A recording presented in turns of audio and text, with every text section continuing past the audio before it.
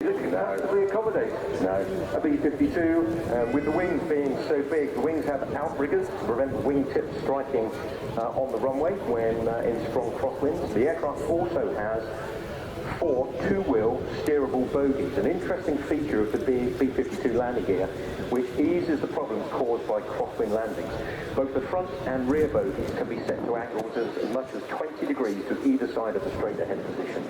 So in a crosswind landing, which hopefully we'll be seeing fairly soon, consequently the aircraft can maintain its into-wind drift angle without having to kick straight as it rotates and lands.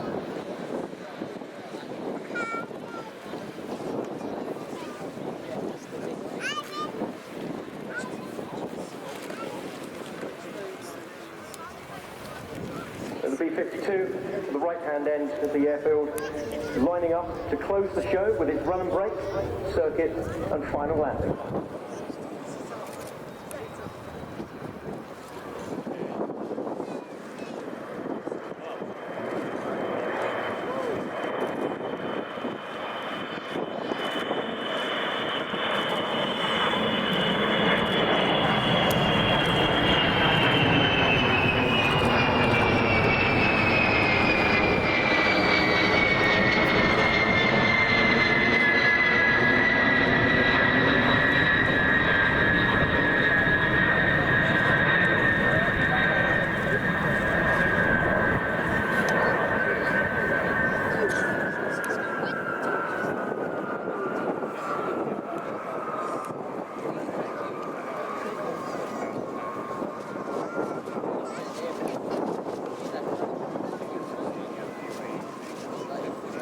Talking of the outriggers, Mark, and saying as I was how few airfields can comfortably take a B52. They used to have them in regularly at Milton Hall for the old Air Fate shows there, if not for operations.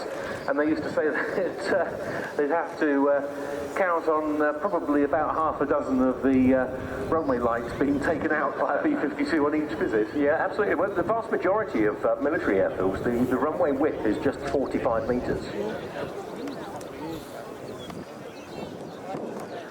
None of this problem at Fairford now is because it's been extensively upgraded and continues to be so to support deployments like those by the Bomber Task Force that we've seen in recent years.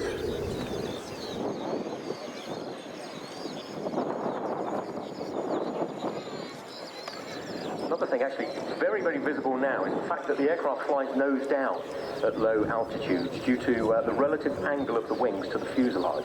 The aircraft was actually designed to be extremely efficient in the high altitude cruise. You can see a very distinctive nose down attitude that the aircraft configures for landing. It used to perform some very spectacular nose down takeoffs as well, staying in ground effect until the last moment, then pulling up missile evasion techniques. Yeah, and we didn't see anything much different from that actually on the takeoff here. There certainly is no rotation in order to get the aircraft airborne. But with the wings as they are, the aircraft starts to reduce lift and the nose of the aircraft stays virtually level with the horizon. Sort of a levitation more than a rotation, isn't it?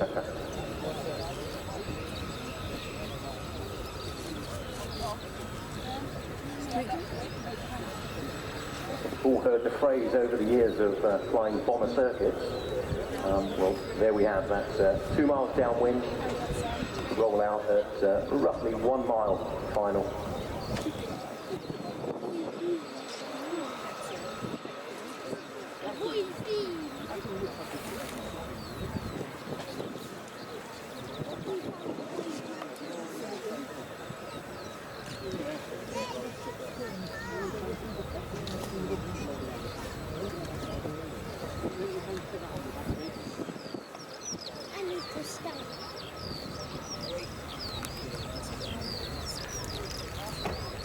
So the surface wind passed as 240 degrees at 12 knots, giving a total of 6 knots left to right. So not the crosswind landing we were hoping to see demonstrated, but nevertheless, get your cameras ready for the closure of the show.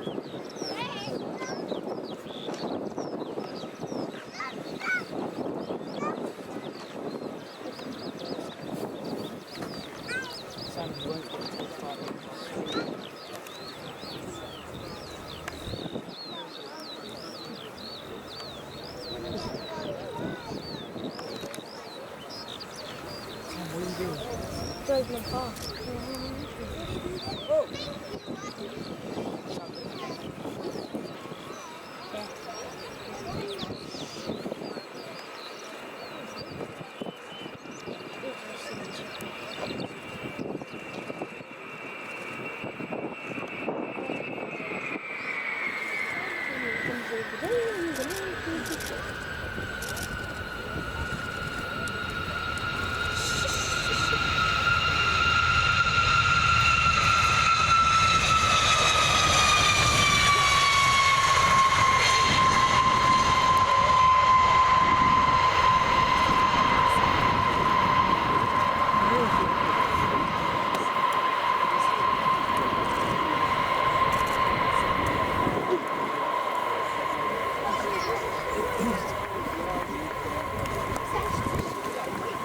First time in RIAT 2023 that we've seen the use of a tail chute to assist in retarding the speed of the aircraft. The B52 talked to extend towards the end of the runway before turning and backtracking following the Follow Me vehicle.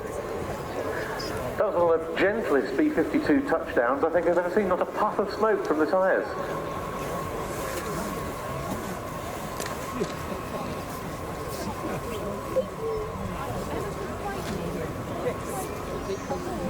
Pretty sure we just heard there it is going to have to backtrack. Certainly won't be taking the northern taxiway.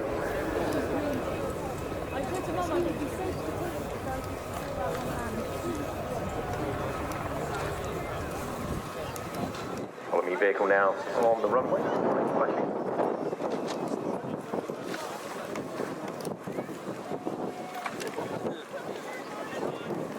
Ordinarily, when the showground is not built as it is now, the taxiway to the south pretty much follows the entirety of the runway, so ordinarily the aircraft would vacate to the left and taxi south side back to the dispersal.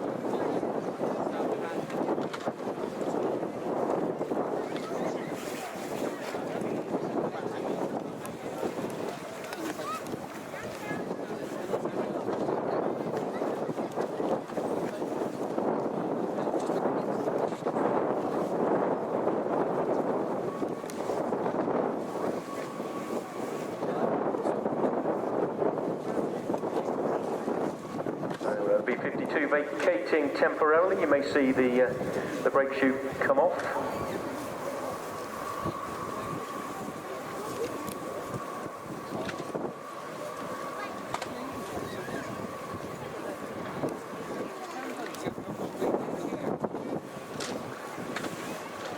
That we won't be buying and won't be purchasing for our inventories, and also, and particularly this year, the aircraft that we have seen that have been out of service in the Royal Air Force for up to a decade or more, in particular the Harrier and the Tornado, but we're seeing them fly here. And the turn through 20 degrees can also assist with its manoeuvrability on the ground.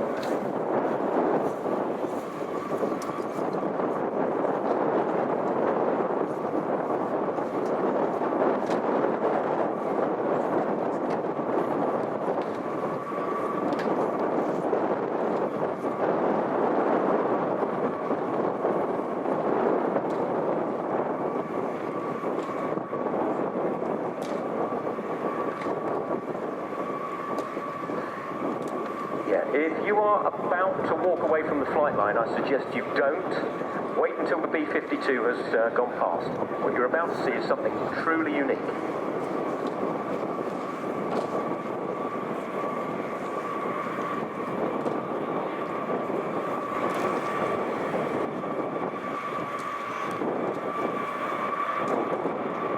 I think that certainly wins the drifting competition.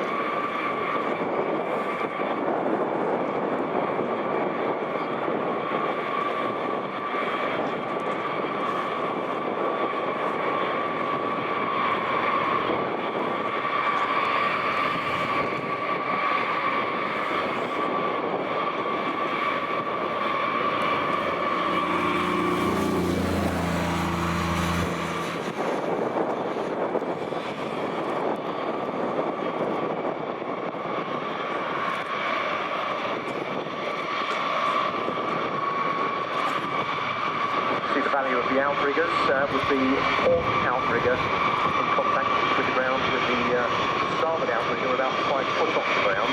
That's due to the crosswind blowing from the right-hand side, which is in essence causing the aircraft to lean to the left.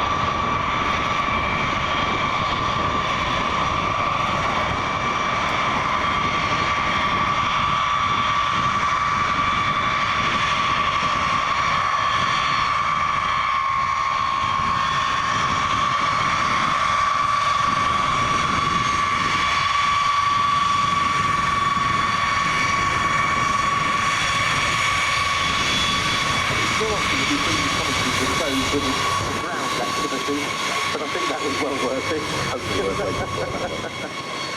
And thank you very much, of course, to the US Air Force for their ongoing support, both with aircraft and more generally in the hosting of the Royal International Aircraft here at this very active US Air Force airfield. And we very much hope 50 years on from the first time the Air Tattoo was staged at the US Air Base at Greenham Common in Berkshire, that this is an association that carries on long, long into the future. Well, as the B52 prepares to taxi off, I think it's time for us to say a few thank yous. Thank you very much to Andy Marlowe and Lizzie Trudlone-Ryan for helping us here in the commentary box, sitting in for periods over the weekend, in the morning commentary before we went on air. Thank you so much to our engineers, to Alex Jones and to Richard Dudley-Smith, without whom we'd be unable to broadcast to you, and who do such an absolutely sterling job throughout the week here, setting up and then engineering for us over 3 show days. To George Bacon, who of course it's been a great pleasure to work with once again, and from me to Air Commodore Mark Manwaring for once again being such a splendid co-commentator. Man, it's been a great pleasure. Darren, it's been my pleasure as well, and on behalf of the team here, and of course everybody at Royal International Air Tattoo 2023, ladies and gentlemen, our thanks go to the encyclopedic Ben Donnell. Ben, would you like to close? I will. Thank you very much, man, you're too kind. So from me, Ben Donnell, and from the whole team here at the Royal International Air Tattoo 2023, thank you so much for your attendance. We look forward to seeing you back here next year, and have a safe journey home. From us all at RIAT, for another year, it's goodbye.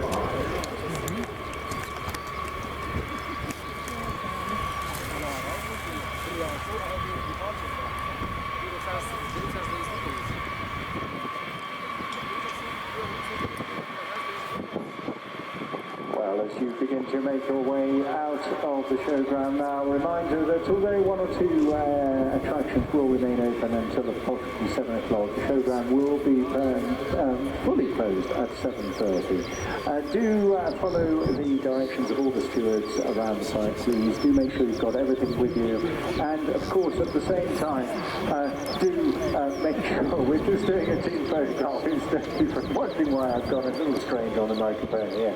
But it's been a really, really great pleasure for all of us to actually have you join us this weekend. I mean, we were challenged in parts, but it's been a terrific show, and we wish you the very best of a happy, healthy and speedy journey home and a week ahead. Enjoy the most of it. I say there is a chance to comment online. You can take part in the survey.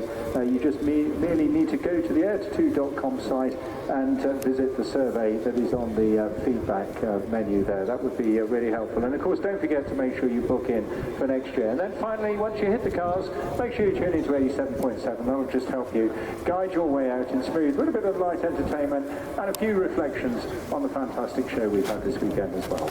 Enjoy, and thank you once again.